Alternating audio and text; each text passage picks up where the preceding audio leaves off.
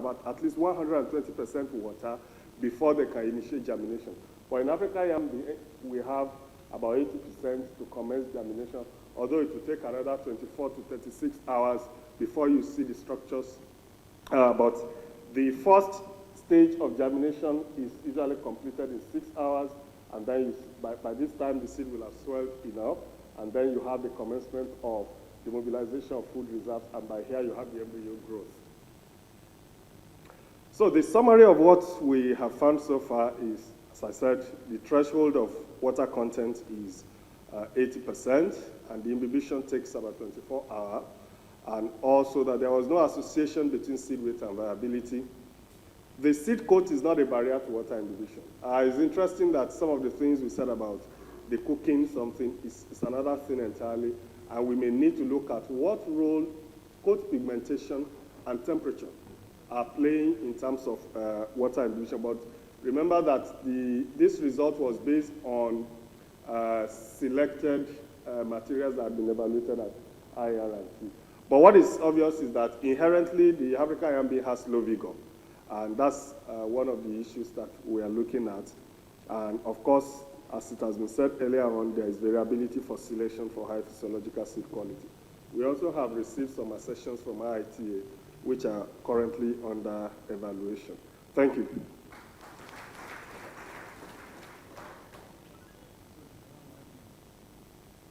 Thank you very much, Professor Ajayi. We have only 5 minutes before we go for the photographs, group photographs, and coffee break. So I want the next presenter to be very conscious of this, as we have from some other programs to engage the photographer after. So the next presenter is going to be Emmanuel Olga, who will be speaking to us on insect pest management towards increased and sustainable African yam bean production in Africa. Let's put our hands together for him.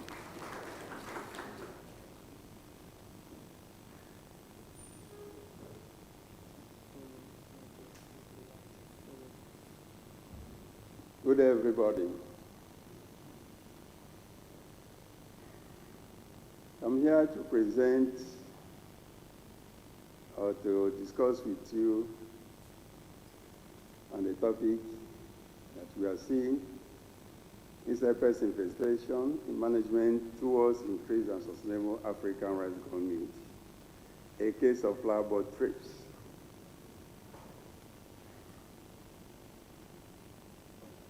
We've said much about the introduction, but there's one thing I just want to emphasize on the introduction, and that's the last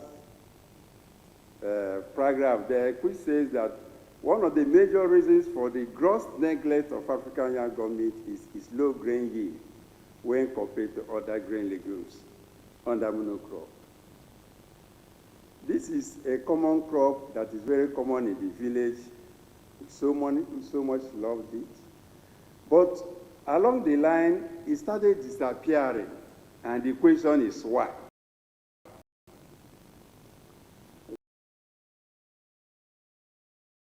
You are aware there, and then I came in contact with this crop. I said, okay, so this crop is still existing. Let me do some research and find out why is it going down. On the process, as an entomologist, we did some agronomic program researches, and then we do entomological researches. We now found out that it is low in yield compared to other legumes under monocrop. And why? The reason why it is low is on the third one. There are a lot of biotic factors challenging its yield. And of all the biotic factors that is affecting the yield is insect pest. And then, the unfortunate thing is that till now, we don't believe that insect pest is a problem in the yield of African rice gum meat, because the assertion that African young goldbeam contain lectin gene, which resists pests. But we've discovered that so many economic pests attack African rice gummy. And the most important ones are those at the reproductive stages. And of the reproductive stages of pests that attack it at the reproductive stage, we have majorly maruca and thrips. But thrips is more dangerous than the other one. And this is a picture of a thrip. It attacks the flowers, and the result in the abortion of the flowers.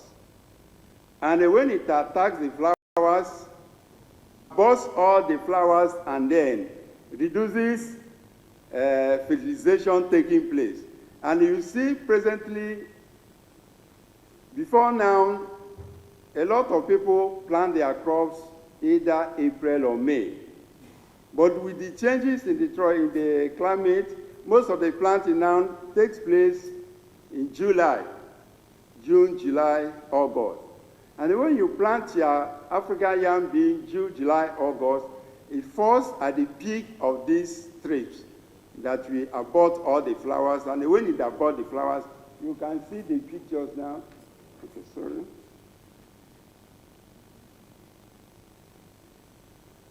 When it aborts that, then it turns it and then it changes. There will be flowers that abort the plants. Because of that, we've done some researches on the etymology of it.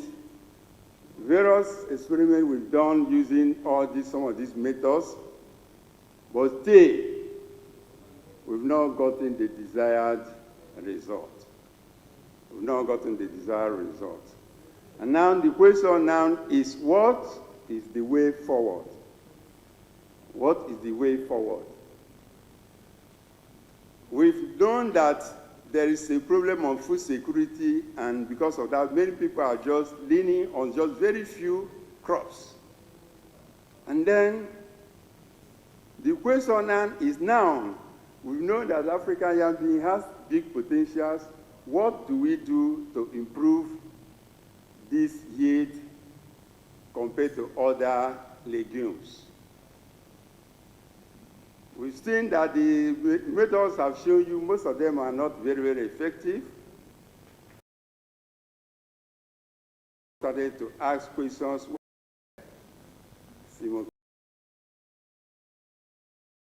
As a major problem. This research to assess those chemicals. Can we use pheromone traps to trap these thrips? We've noticed that before an insect attacks a crop, there are some volatiles that the plants emit that attracts that insect to the crop. So the objective of this is to assess how we now extract these volatiles, relate it with how it attracts the plants, and then see how we are going to use that to control the pest. That is what is invoked now, because we discovered that most of the agrochemicals are very, very destructive, and now what we want to go now is biochemical, whereby you use this thing to, so they are already giving me a sign that the time is up. But the issue is that this is an ongoing, and then we want to use how we want to synthesize the pheromone of the thrips and now see how we use it to control the pest. So that's all about. Probably during discussion, maybe I will elaborate, and then I acknowledge my collaborators, institutions. Thank you. Thank you very much, Dr. Oga, for being conscious of the time. And like you said, during the discussion, we can still have more time to speak about the topic. And now we want to go for the photograph and the coffee break. And we have 30 minutes for that. And we're going to be going out to this side, and on the field here, we're going to have the photograph. And then thereafter, we go for coffee break. Thank you very much.